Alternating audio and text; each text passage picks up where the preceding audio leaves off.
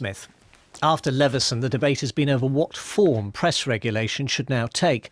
After much negotiation, a cross-party agreement was finally reached last month for a royal charter to supervise any new regulatory body which is set up by the industry itself. Newspaper editors and publishers were not happy, complaining that it created the potential for political meddling. Critics of the way the press had behaved in the past, the reason the Leveson inquiry was set up in the first place, felt it was too weak and preferred a new law to create the regulator. But today, the newspaper industry has told the Privy Council that it will accept a royal charter, but on its own terms. To outline what they are, Peter Wright is editor emeritus at the Daily Mail Group. He edited the Mail on Sunday for 14 years. Welcome to the programme.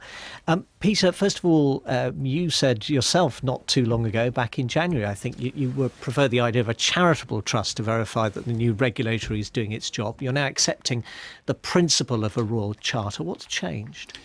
Well, we recognise that the most important thing we have to do is get an effective new regulator up and running, and we need to have the support of the political parties in this, and the clear preference is for a royal charter to look at the setting up of the regulator and to recognise whether or not it is in line with Leveson recommendations.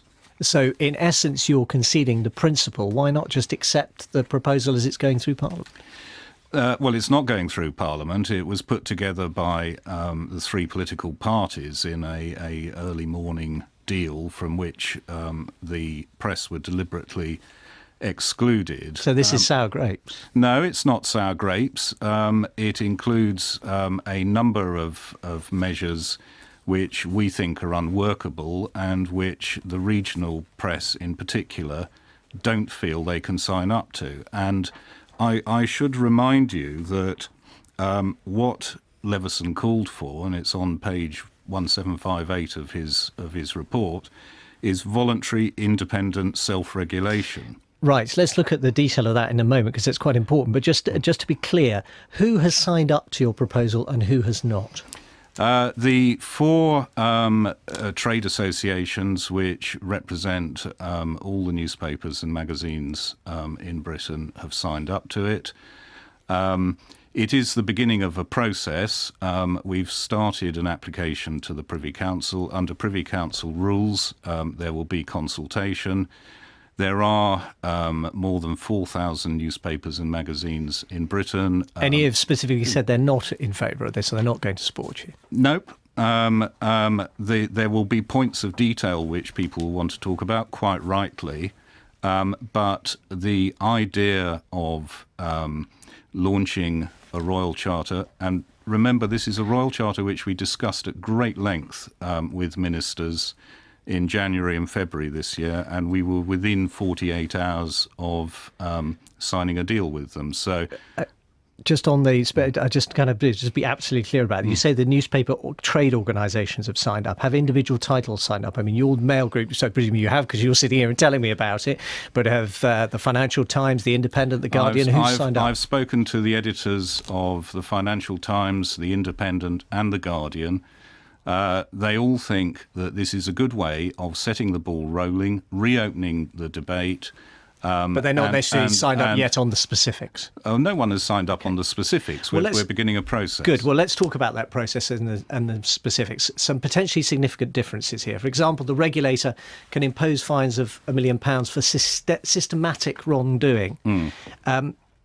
Rather than serious breaches, for example. So does that mean you can breach the code once, doesn't matter, 2, 3, 4 times? What's systematic? Well, How would you define it? Well, phone hacking would be systematic wrongdoing, and there isn't any difference between, our charter or their charter. I could get very technical about this, but these provisions are actually in the Articles of Association of the regulator. So as far as you're concerned, it's consistent with what already exists. You see, a lot of people are worried about what already exists. That's the whole point of this. No, it is not. It is not a measure open to the existing Press Complaints Commission. Okay. This is entirely new.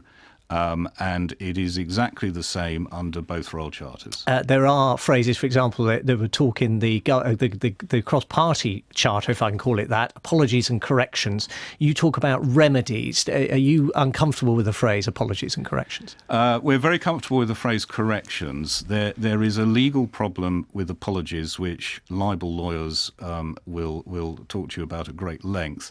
But an apology, to have any force, has to be sincere, so it has to be agreed by the person making it.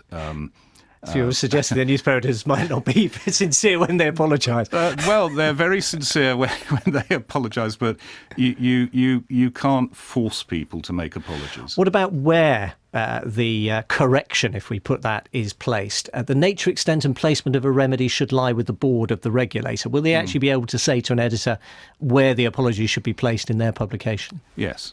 So that's, you've conceded that, because that's quite important for a lot of the critics. Yeah. No whistleblowing hotline?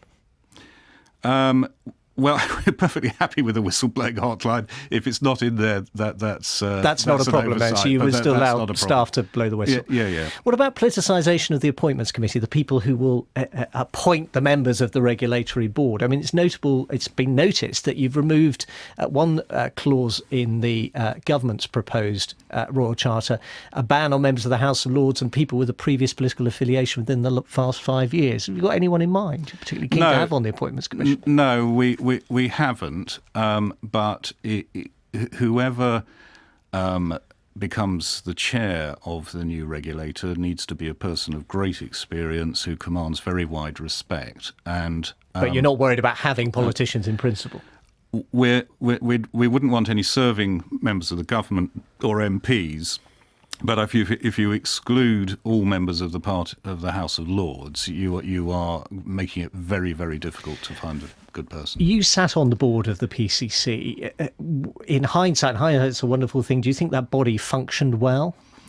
It did what it was set up to do well, which was handling complaints. It had, unfortunately, no apparatus whatsoever to deal with evidence of wrongdoing where there was no complaint, which is what happened with phone hacking.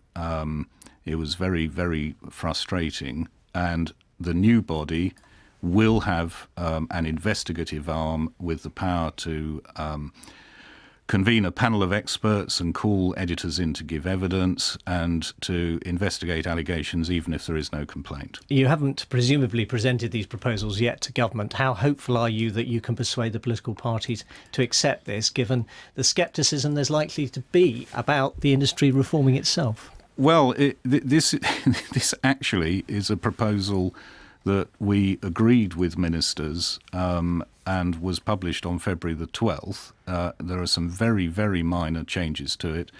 The only substantial one is that it removes politicians from the process of setting the recognition criteria and the recognition. And in other words, Parliament cannot change the Royal Charter, only the industry itself can. Parliament cannot change the Royal Charter, but So in essence, you're going to be regulating yourself. No, we're not. Just as you were before. No, we're not, because the Charter can only be changed by the unanimous agreement of the recognition panel. So that gives the industry a veto, doesn't it? Because the industry will be represented on there, and they can say, no, we're not going to vote for it. No, the recognition panel has a majority of independent members. Yes, but you said it's got to be unanimity. If we want to make changes, we're going to have to persuade all those independent members. But you could block changes.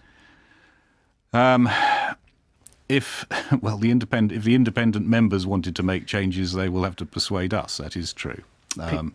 Peter Wright, Emeritus Editor of the Mail Group. Thanks very much.